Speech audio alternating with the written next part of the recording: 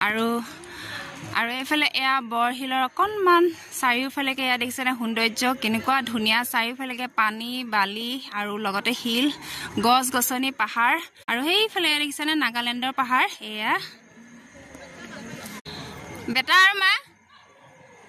আৰু এইফালে মা আৰু বেটা ওপৰত গুচি গ'ল আৰু এইফালে মিষ্টাৰ ৰৈ আছে আৰু এটা দেখাম বস্তু দেই এইফালে এয়া দেখিছেনে শিলত মানে এয়া নাম লিখি লিখি থোৱা আছে এয়া